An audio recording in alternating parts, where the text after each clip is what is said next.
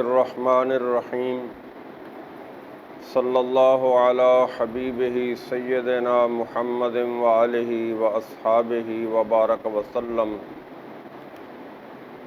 باب دیت الخطأ، قتل خطا کا بیان۔ یہ عنوان قائم کیا امام ابن ماجہ نے، اور اس عنوان کے تحت اپنی اس سنن میں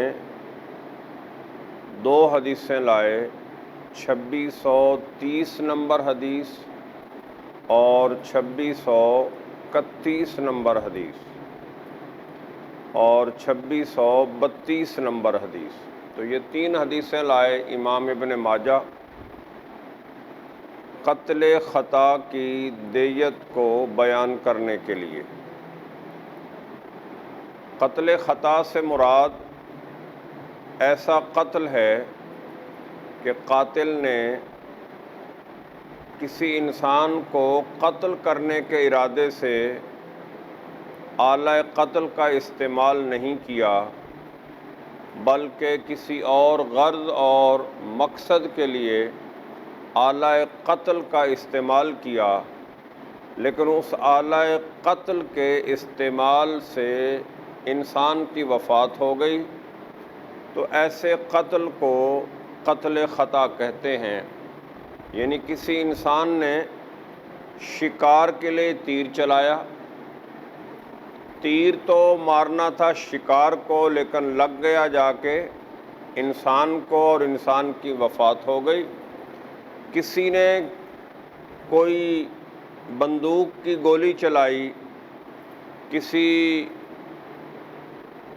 حرام جانور کو بھگانے کے لیے، قابو کرنے کے لیے، مارنے کے لیے، لیکن وہ گولی لگ گئی جا کے کسی انسان کو اور اس سے انسان کی وفات ہو گئی، تو ایسا قتل قتل خطا کہلاتا ہے۔ یعنی جس میں قاتل کا انسان کو مارنے کا بالکل ارادہ نہ ہو، غلطی سے گولی لگ جائے، تو ایسے قتل کو قتل خطا کہتے ہیں۔ قتل خطا کا حکم یہ ہے کہ اس پر دیت لازم ہوگی، قصاص کا مطالبہ نہیں کیا جا سکتا۔ قتل خطا پر مقتول کے ورثاء دیت کا مطالبہ کر سکتے ہیں، قصاص کا مطالبہ نہیں کر سکتے۔ اور یہ دیت عاقلہ پر ہوگی۔ قتل خطا کی دیت کس پہ ہوگی؟ عاقلہ پر۔ اور اس دیت کی ادائیگی کی مدت 3 سال ہو۔ تو اب آئیں یہ بنیادی اور ابتدائی باتیں جاننے کے بعد ہم اس باب کو پڑھنا شروع کرتے ہیں۔ تو قتل خطا کی دیت بیان کرنے کے لیے امام ابن ماجہ جو پہلی حدیث لائے اس کا نمبر ہے 2630۔ اس حدیث کے راوی حضرت عمر بن شعیب اپنے باپ اور اپنے دادا سے روایت کرتے ہیں، رسول اللہ صلی اللہ علیہ وسلم نے فرمایا، من قتل خطأ، جو شخص خطا میں غلطی سے قتل کر دیا گیا تو اس کی دیت اونٹوں سے ادا کی جائے گی۔ 30 اونٹ بنت مخاض، 30 بنت لبون اور 30 حقے اور 10 بنی لبون، یہ دیت مقرر فرمائی رسول اللہ صلی اللہ علیہ وسلم نے قتل خطا کی دیت کے طور پہ۔ وکان رسول اللہ صلی اللہ علیہ وسلم یقومها علی اہل القری 400 دینار، اور نبی کریم صلی اللہ علیہ وسلم دیہاتیوں پر، گاؤں کے رہنے والوں پر 400 دینار دیت مقرر فرمایا کرتے تھے۔ او عدلہا من الورق، یا 400 دینار کے برابر چاندی۔ وَيُقَوِّمُهَا عَلَى أَزْمَانِ الْإِبِلِ، اور آپ صلی اللہ علیہ وسلم اونٹوں کے زمانی قیمت کے اعتبار سے درہم و دینار کی دیت مقرر فرماتے تھے۔ اذا غلط رفع فی ثمنھا، جب اونٹ مہنگے ہوتے، اونٹوں کے مہنگے ہونے کے سیزن میں آپ صلی اللہ علیہ وسلم درہم و دینار سے ادا کی جانے والی دیت کی رقم بڑھا دیتے۔ وَإِذَا حَانَتْ نَقَصَ مِنْ ثَمَنِهَا عَلَى نَحْوِ الزَّمَانِ، اور جب مارکیٹ میں اونٹوں کی قیمت کم ہو جاتی زمانے کے وقت کے حساب سے، تو آپ صلی اللہ علیہ وسلم درہم و دینار سے ادا کی جانے والی دیت کی قیمت کم کر دیتے۔ فبلغ قیمتها علی عہد رسول اللہ صلی اللہ علیہ وسلم، نبی کریم صلی اللہ علیہ وسلم کے ظاہری حیات طیبہ کے زمانہ مبارک میں 400 دینار سے 800 دینار تک اونٹوں کی قیمت رہی، یعنی قتل خطا کی دیت میں دیے جانے والے اونٹوں کی قیمت رسول اللہ صلی اللہ علیہ وسلم کے زمانے میں 400 دینار سے لے کے 800 دینار تک رہی۔ او عدلها من الورق 8,000 درہم، یا چاندی کے 8,000 درہم تک رہی۔ وقضى رسول اللہ صلی اللہ علیہ وسلم ان من کان عقلہ فی البقر علی اہل البقر 200 بقرۃ، اور رسول اللہ صلی اللہ علیہ وسلم نے فیصلہ فرمایا اس شخص کے لیے جو گائے کے ذریعے دیت ادا کرنا چاہتا ہو، یعنی دیت میں کیا ادا کرے؟ گائے ادا کرنا چاہتا ہو، تو آپ صلی اللہ علیہ وسلم نے گائے رکھنے والے لوگوں پر 200 گائیں قتل خطا کی دیت کے طور پہ مقرر فرمائیں۔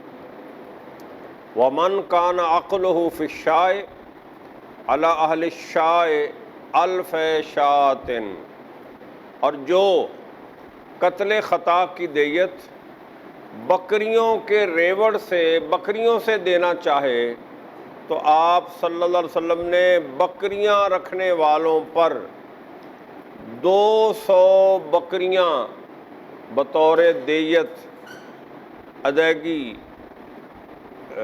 200 نہیں 2000 بکریاں بطور دیت ادا کرنے کی قیمت، 2000 بکریاں بطور دیت ادائیگی مقرر فرمائی۔ یہ حدیث لائے امام ابن ماجہ، اور اس حدیث میں، حدیث کے پہلے حصے میں اونٹوں سے دیت کی ادائیگی کا ذکر ہے، اور یہ جو ذکر ہے 30 بنت مخاض، 30 بنت لبون، 30 حقے اور 10 بنی لبون، یہ ائمہ ثلاثہ کا مذہب ہے۔ یہ حدیث ائمہ ثلاثہ نے اس کو لیا ہے قتل خطا کی دیت میں۔ ائمہ ثلاثہ سے میری مراد امام شافعی، امام احمد بن حنبل اور امام مالک علیہ الرحمہ، یہ ائمہ ثلاثہ کا مذہب ہے۔ یہ جو حدیث کا پہلا حصہ ہے، اس حصے کو ائمہ ثلاثہ نے اختیار کیا اور انہوں نے اسے اپنا مذہب بنا لیا۔ احناف کا یہ مذہب، یہ مقدار احناف کا مذہب و مسلک نہیں ہے۔ احناف نے جس حدیث کو مسلک و مذہب بنایا قتل خطا کی دیت میں، وہ حدیث اس سے اگلی حدیث ہے۔ تو یہ ائمہ ثلاثہ کا مذہب ہے، اور اگر کوئی بندہ، اس حدیث میں امام ابن ماجہ نے دوسری بات یہ بیان فرمائی کہ اگر کوئی بندہ اونٹوں کے ذریعے دیت نہیں دینا چاہتا اور وہ درہم و دنانیر سے یعنی سکہ رائج الوقت سے دینا چاہتا ہے تو آپ صلی اللہ علیہ وسلم سے 400 دینار دیت مقرر فرمائی، یعنی دینار سونے کے ہوتے ہیں تو 400 دینار یا پھر اس کے برابر چاندی۔ اور یہ بات بھی اس حدیث میں بیان ہو گئی کہ آپ صلی اللہ علیہ وسلم جب درہم و دنانیر سے دیت مقرر فرماتے تو اونٹوں کی جو مارکیٹ قیمت ہے کبھی وہ کم ہوتی کبھی زیادہ ہوتی، موسم کے حساب سے، زمانے کے حساب سے، کبھی وہ مہنگے ہو جاتے اور کبھی سستے ہو جاتے۔ لہذا جب کسی چیز کی مارکیٹ میں کمی ہوتی ہے، شارٹیج ہوتی ہے تو چیز مہنگی ہو جاتی ہے، اور جب چیز وافر مقدار میں مارکیٹ میں موجود ہوتی ہے تو اس میں قیمت میں کمی واقع ہو جاتی ہے۔ تو اس بات کو حضور صلی اللہ علیہ وسلم نے بھی پیش نظر رکھا اور زمانے کے حساب سے آپ نے قتل خطا کی درہم و دنانیر کی صورت میں دیت کی ادائیگی کے لیے آپ صلی اللہ علیہ وسلم دیت کو کبھی زیادہ فرما دیتے اور کبھی کم فرما دیتے۔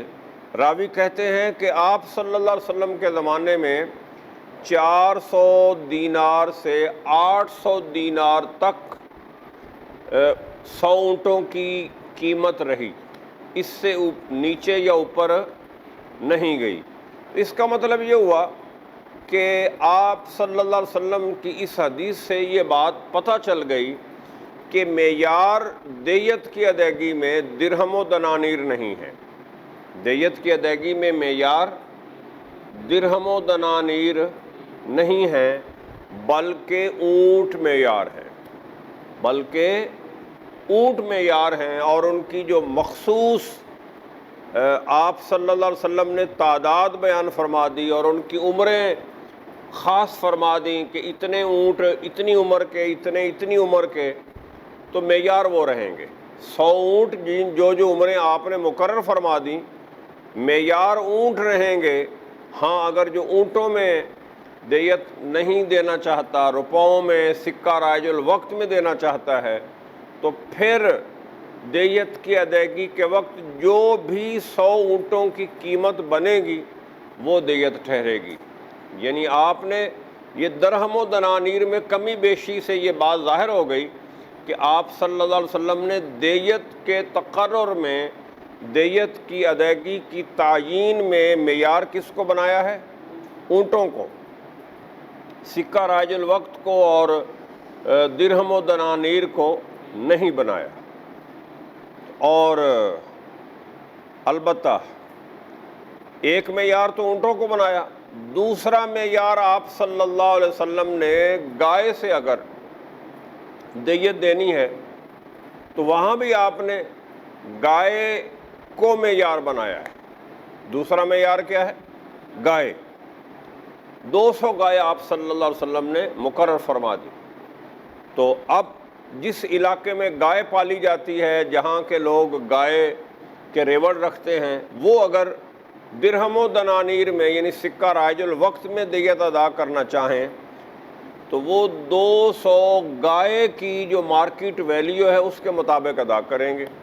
یعنی جس علاقے میں گائے زیادہ ہے وہاں کے لوگ گائے کو معیار بنائیں گے، اور گائے کی قیمت کیا ہوگی؟ گائے کی تعیین یعنی 200 گائے۔ اور جس علاقے میں بھیڑ، بکریاں، دمبے یہ زیادہ پالے جاتے ہیں اور وہاں کے لوگ ان مویشیوں کو پالتے ہیں تو ان کے لیے آپ صلی اللہ علیہ وسلم نے 2000 بکریاں مقرر فرما دی۔ تو مطلب یہ ہوا کہ دیت کی ادائیگی میں معیار سونا چاندی نہیں ہے، معیار درہم و دنانیر نہیں ہے، معیار سکہ رائج الوقت نہیں ہے، معیار 100 اونٹ ہیں اگر اس علاقے میں اونٹ پالے جاتے ہیں، اور معیار گائے ہیں اگر اس علاقے میں گائے پالی جاتی ہیں، معیار بکریاں ہیں، بھیڑیں ہیں، دمبے ہیں اگر اس علاقے میں یہ جانور پالے جاتے ہیں اور پائے جاتے ہیں۔ تو یہ معیار ہے۔ جو بھی اپنے علاقے کے حساب سے دیت ادا کرنا چاہے گا وہ ان کو معیار بنا کے ان کی قیمت ادا کرے گا، اپنے علاقے میں رائج روپوں میں، ڈالروں میں، یا جو بھی کرنسی زمانے میں اس وقت چل رہی ہے۔ تو ایک چیز تو اس حدیث سے یہ واضح ہو گئی کہ حدیث کا پہلا حصہ اس کو ائمہ ثلاثہ نے اپنا مذہب بنایا ہے، اور معیار اس میں اونٹ، گائے یا بکریاں ہیں، سونا چاندی یا درہم و دنانیر یا سکہ رائج الوقت نہیں ہے۔ اس قتل خطا کی دیت کے حوالے سے امام ابن ماجہ جو دوسری حدیث لائے اس کے راوی حضرت عبداللہ بن مسعود رضی اللہ عنہ ہیں۔ آپ کہتے ہیں قضا رسول اللہ صلی اللہ علیہ وسلم فی دیت الخطأ 20 حقۃ، نبی کریم صلی اللہ علیہ وسلم نے قتل خطا کی دیت میں 20 حقے، 20 جزے اور 20 بنت مخاض اور و20 بنت لبون اور 20 بنت لبون اور 20 بنی مخاض مقرر فرمائے۔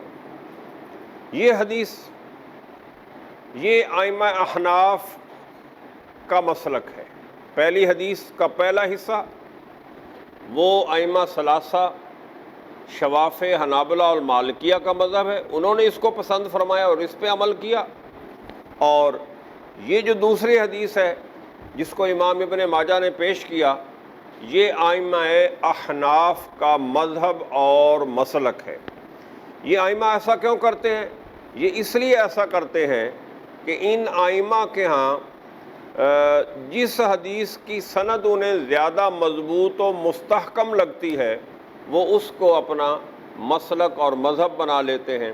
احناف سند کے اعتبار سے بھی دیکھتے ہیں، اس کے ساتھ ساتھ احناف کسی بھی حدیث کو اپنے مسلک کا حصہ بنانے کے لیے اور اپنا مذہب بنانے کے لیے وہ صحابہ کرام کا عمل اور اثر دیکھتے ہیں۔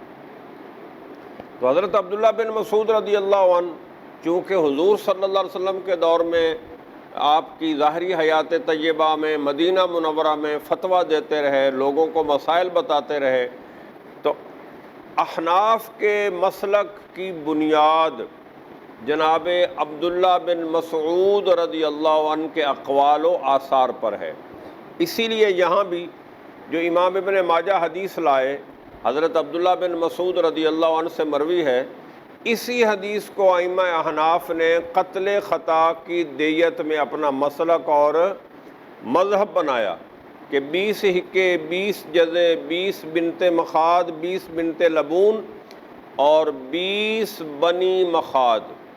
تو 20 حقوں سے مراد کیا ہے؟ حقہ کسے کہتے ہیں؟ ایسی اونٹنی جو اپنی عمر کے 3 سال 2 سال نہیں الٹا ہو گیا، 3 سال مقرر کر کے چوتھے سال میں داخل ہو چکی ہو، اور جزا سے مراد ایسی اونٹنی ہے جو اپنی عمر کے 4 سال مکمل کر کے 5ویں سال میں داخل ہو چکی ہو، اور بنت مخاض سے مراد ایسی اونٹنی ہے جو 1 سال مقرر کر کے دوسرے سال میں داخل ہو چکی ہو، اور بنت لبون سے مراد ایسی اونٹنی ہے جو 2 سال مقرر کر کے تیسرے میں داخل ہو چکی ہو۔ تو یہ تو 80 تو اونٹنیاں ہی اونٹنیاں ہیں۔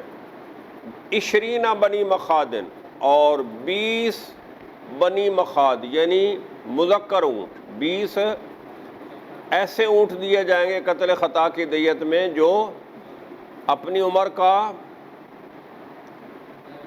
1 سال مکمل کر کے دوسرے سال میں داخل ہو چکے ہیں۔ تو یہ ائمہ احناف کے مسلک کی دلیل ہے قتل خطا میں۔ اس کے ساتھ امام ابن ماجہ جو اس عنوان کے تحت قتل خطا کی دیت کے تعین میں جو تیسری حدیث لائے 2632 نمبر حدیث، اس حدیث کے راوی جناب عبداللہ بن عباس رضی اللہ عنہ ہیں، حضرت عبداللہ بن عباس کہتے ہیں جعلت دیت 12,000 نبی کریم صلی اللہ علیہ وسلم نے قتل خطا کی دیت 12,000 درہم مقرر فرمائی۔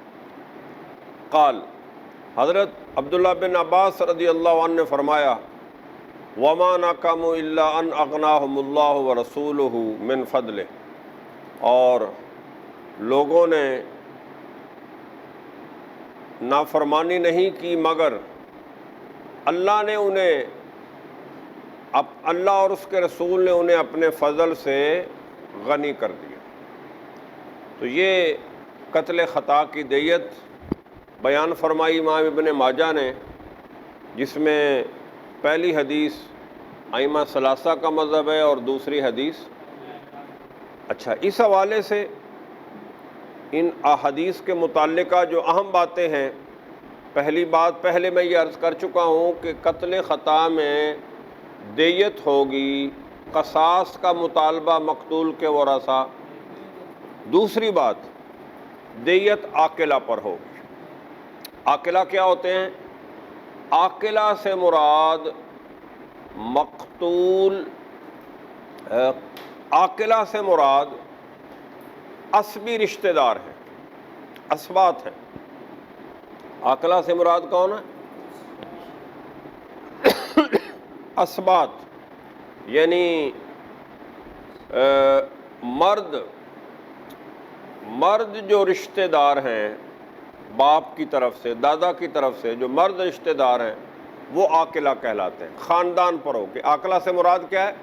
خاندان۔ تو قتل خطا کی دیت عاقلہ پر ہوگی کا مطلب کیا ہے؟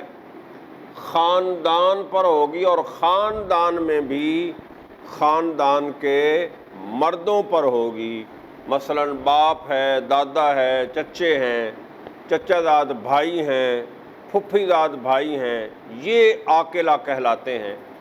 یہ قتل خطا کی دیت ادا کریں گے۔ طریقہ کیا ہوگا کہ ٹوٹل رقم کو خاندان کے سارے مردوں پہ برابر تقسیم کر دیا جائے گا، اور جتنے جتنے پیسے جس کے حصے میں آئیں گے وہ اسے ادا کریں گے، اور اس کی ادائیگی کی مدت 3 سال ہے۔ قتل خطا کی دیت کی ادائیگی کی مدت ویسے اوورآل عمومی طور پہ دیت کی ادائیگی کی مدت 3 سال ہے، چاہے وہ دیت قتل شبہ عمد کی ہو یا قتل خطا کی دیت ہو۔ دیت کی ادائیگی کی مدت 3 سال ہے۔ امام اعظم ابو حنیفہ کے نزدیک قتل عمد، قتل شبہ عمد اور قتل خطا کی دیت کی ادائیگی کی مدت کیا ہے؟ 3 سال ہے۔ اور ائمہ ثلاثہ کے نزدیک، یعنی امام شافعی، امام مالک اور امام احمد بن حنبل کے نزدیک قتل عمد کی دیت تو معجل ہے، وہ فوراً ادا کی جائے گی۔ قتل عمد پہ اگر کوئی ورثاء مقتول کے دیت لینا چاہیں تو وہ فوراً ہے۔ قتل شبہ عمد اور قتل خطا میں ان کے نزدیک بھی مدت 3 سال ہے، لیکن امام اعظم ابو حنیفہ کے نزدیک چاہے دیت قتل عمد کی ہو، چاہے قتل شبہ عمد کی ہو، چاہے قتل خطا کی ہو، مقتول کے ورثاء کو قاتل یا قاتل کے ورثاء 3 سالوں میں دیت ادا کریں گے۔ 1 سال میں 1 حصہ، دوسرے سال میں دوسرا حصہ، اور تیسرے سال میں تیسرا حصہ۔ مولا صلی وسلم دائما ابدا علی حبیبک خیر الخلق کلہم۔